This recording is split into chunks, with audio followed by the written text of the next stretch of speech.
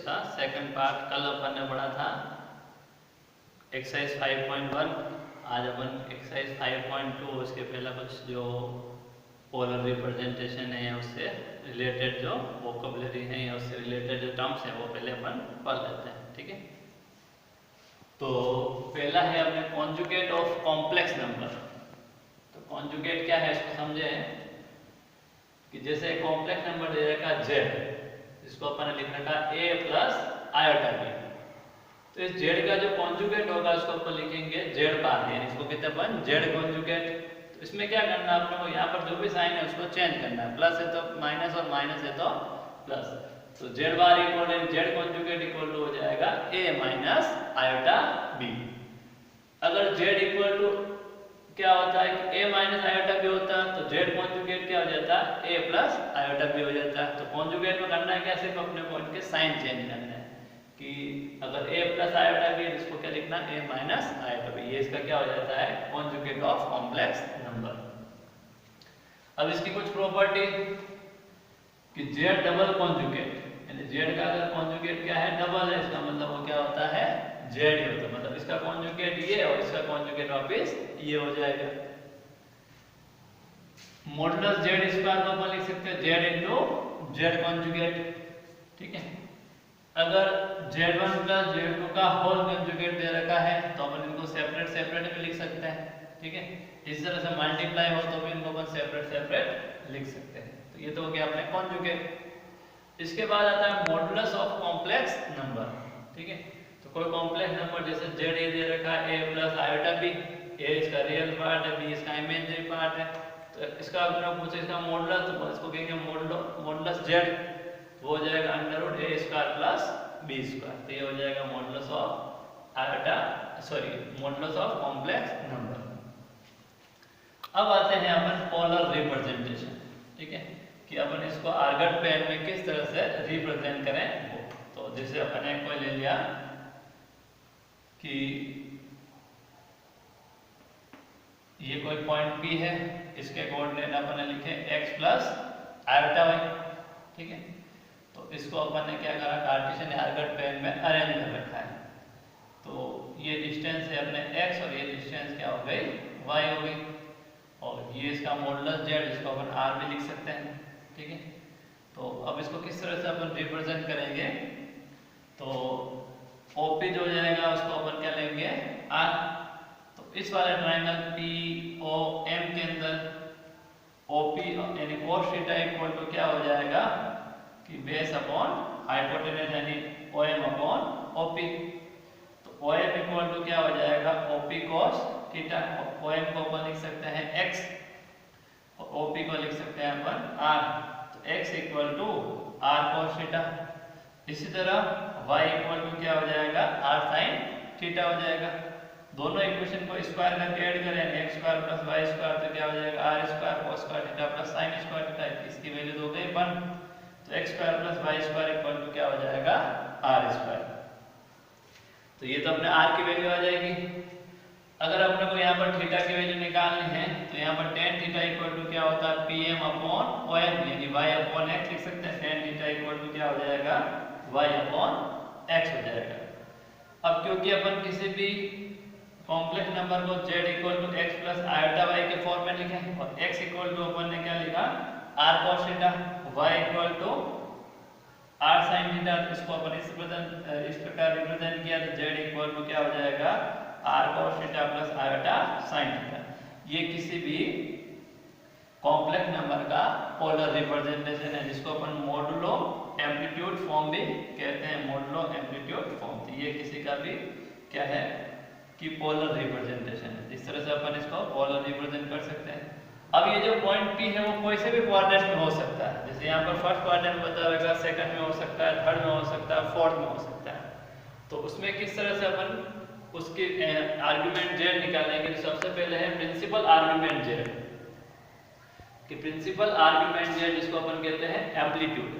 ठीक है, तो प्रिंसिपल आर्गुमेंट z का मतलब क्या है कि the value of theta such that -π to π is called the principal argument, यानी थीटा की वैल्यू जब क्या हो -π से π के बीच में हो जिसको अपन कहते हैं प्रिंसिपल आर्गुमेंट कहते हैं। अब जैसे मैंने चारों क्वाड्रेंट के लिए फॉर्मूलाज लिखे, अगर z equal to a plus iota b, इसका मतलब दोनों प्लस में, ठीक है, x भी प्लस में और y भी प्लस में, तो ये होगा फर्स्ट क्वाड्रेंट में, मतलब थीटा फर्स्ट क्वाड्रेंट में है, तो उस समय इसका जो आर्गुमेंट z होगा वो डायरेक्ट थीटा ही होगा, कोई चेंज नहीं होगा, जो है वही होगा, ठीक है।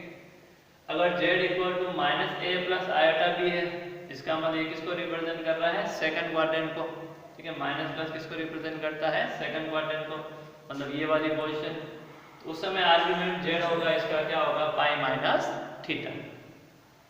फिर z equal to minus a minus iota b हो, तो ये थर्ड क्वाड्रेंट को रिप्रेजेंट करता है, तो उस कंडीशन में आर्गुमेंट z को अपन दो फॉर्म में शो कर सकते हैं, एक तो माइनस पाई या माइनस पाई माइनस थीटा, और या फिर पाई प्लस थीटा, ये वाली कंडीशन हो गई कौन सी अपने कि थर्ड क्वाड्रेंट की। अगर इसको इस तरह से लेना तो ये हो जाएगा pi minus theta.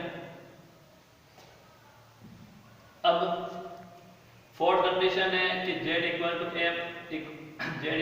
a minus iota b, यानी ये फोर्थ क्वाड्रेंट को रिप्रेजेंट करता है, यानी थीटा यहाँ पर सिचुएटेड है, तो उस कंडीशन में आर्गुमेंट z होगा माइनस थीटा और 2 पाई माइनस थीटा, दोनों इसके हो सकते हैं, ठीक है। तो ये हो गया अपने चारों क्वाड्रेंट के लिए आर्गुमेंट z। अब आते हैं अपन इनके क्वेश्चन पे, तो एक्सरसाइज 5.2 पे आ रहे हैं यहाँ पर। पहला क्वेश्चन आपने को दे रखा है कि z equal to -1 minus iota root 3, यानी ये थर्ड क्वाड्रेंट को रिप्रेजेंट कर रहा है, मैंने लिखा है, ऊपर नहीं लिखा, ठीक है, क्योंकि दोनों माइनस है, इसका मतलब ये थर्ड क्वाड्रेंट है। तो अब अपने को पता है क्योंकि z किसको लेते हैं अपन, a प्लस आयोटा b को, तो a हो जाएगा -1 और b हो जाएगा माइनस का रूट 3। तो सबसे पहले अपने को r की वैल्यू निकालनी, तो मैंने लिखा था r की वैल्यू कि r equal to under root a square plus b square, तो r की वैल्यू निकाली, -1 का स्क्वायर प्लस माइनस रूट 3 का स्क्वायर, तो ये r की वैल्यू आ गई 2। अब अपने को थीटा निकालना, तो tan theta equal to y by x, तो दोनों की वैल्यू रखी, तो tan theta equal to root 3, तो थीटा इक्वल टू 60 डिग्री, या इसको अपन क्या लिख सकते हैं, पाई बाई 3। थीटा निकलने के बाद अपने को आना चेक करना है कि क्वाड्रेंट कौन सा है, थर्ड क्वाड्रेंट है, थर्ड क्वाड्रेंट में मैंने कौन सा फॉर्मूला लिखा है, तो थर्ड क्वाड्रेंट में दो फॉर्मेट लिख रखे हैं, या तो ये वाला फॉर्मेट यूज करो या ये वाला फॉर्मेट यूज करो, दोनों फॉर्मेट यूज करके लिखे मैंने कि आर्गुमेंट z हो जाएगा पाई प्लस थीटा, तो पाई प्लस पाई बाई 3 यानी 4 पाई बाई 3, या फिर ऐसा भी लिख सकते हैं माइनस पाई माइनस थीटा, तो ये रखा था -2 पाई बाई 3, दोनों में से एक कोई भी यूज कर लो, या दोनों यूज करो, दो आंसर लिख सकते हैं।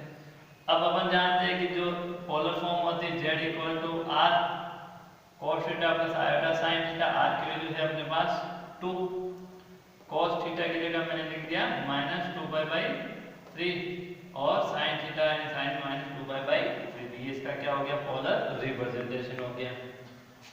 चलो इसी तरह से मैंने एक और क्वेश्चन थर्ड किया है